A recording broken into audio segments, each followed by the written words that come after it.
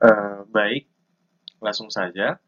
Assalamualaikum warahmatullahi wabarakatuh, dan selamat pagi semuanya.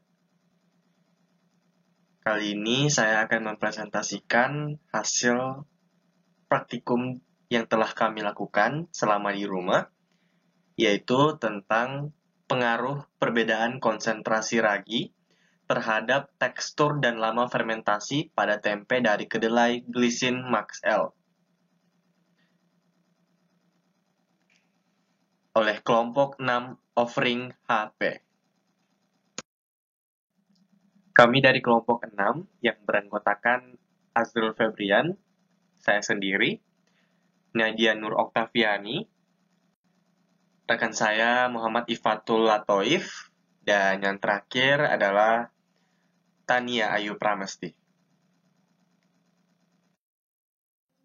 Dan langsung saja kita ke tahap yang pertama, yaitu persiapan pembuatan tempe.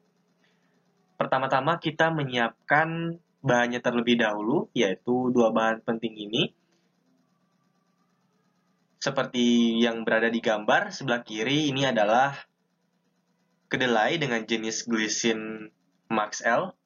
Kita memilih jenis kedelai ini karena sudah umum digunakan untuk proses fermentasi tempe.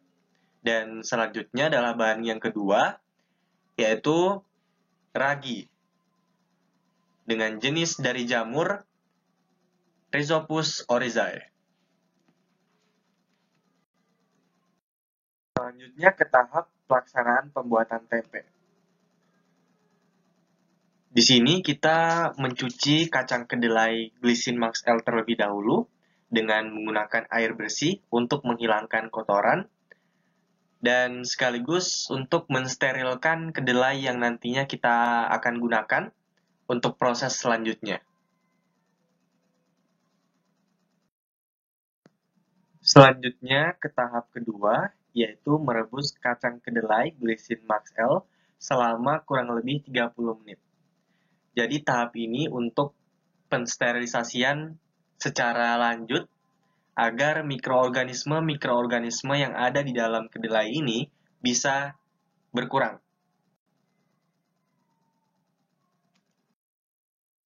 Selanjutnya, tahap yang ketiga, setelah dilakukan pensterilisasian yang pertama untuk mengurangi mikroorganisme yang ada di dalam kedelai, selanjutnya direndam kurang lebih selama 9 jam lagi. Tujuan perendaman ini agar biji mengalami hidrasi dan membiarkan terjadinya fermentasi asam laktat secara alami agar diperoleh keasaman yang dibutuhkan untuk pertumbuhan jamur.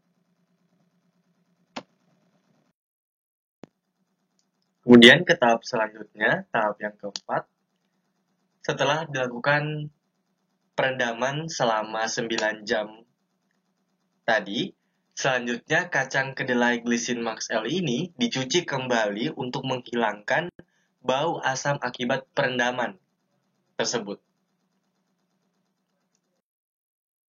Kemudian setelah dilakukan perendaman, kacang kedelai Glycine Max L ini ditiriskan dan dibiarkan agar airnya berkurang terlebih dahulu sebelum diberi ragi tempe.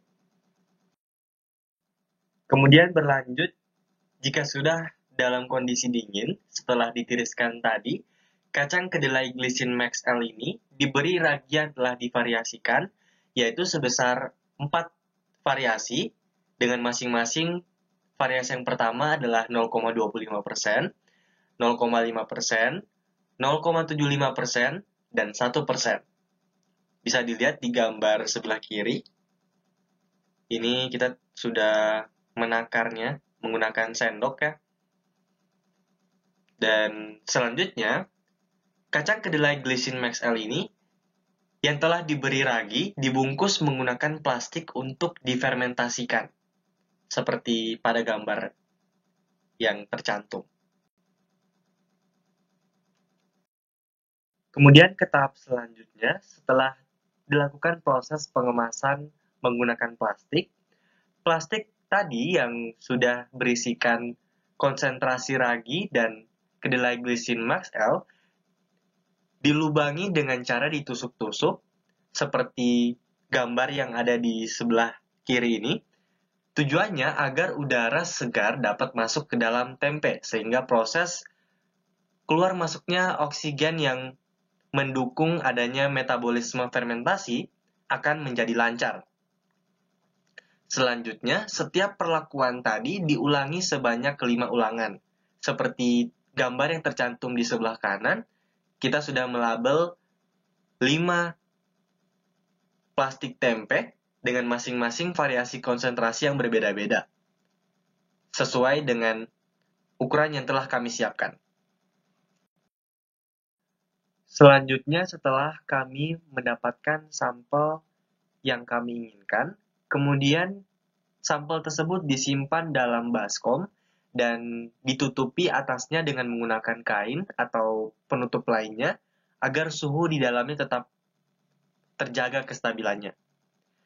Selanjutnya diamati proses demi proses fermentasi kacang kedelai Glycine Max L ini untuk menjadi tempe dari keempat perlakuan tersebut dan dicatat hasil yang diperoleh. Kemudian kita berlanjut ke tahap akhir, yaitu hasil pengamatan. Jadi untuk hasil pengamatannya ini kita melihat dari dua aspek, yaitu dari aspek lama fermentasi dan aspek tekstur dari tempe tersebut.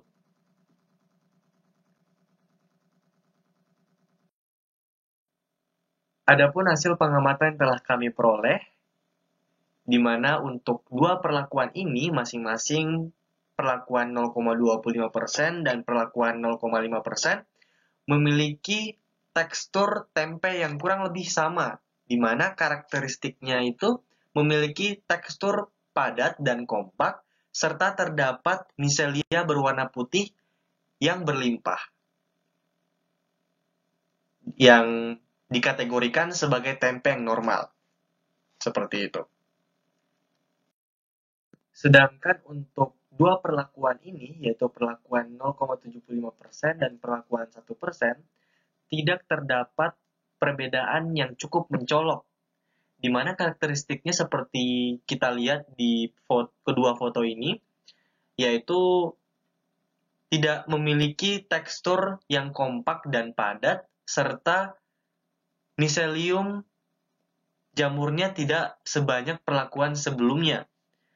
Sehingga hal ini menunjukkan perlakuan konsentrasi ragi yang berbeda mempengaruhi hasil dari tekstur tempe itu sendiri. Sedangkan dari keempat perlakuan ini, untuk lama fermentasinya tidak terdapat suatu perbedaan yang signifikan, di mana konsentrasi tidak berpengaruh dengan lamanya fermentasi ini. Semua rata-rata fermentasi optimal pada waktu 36 jam.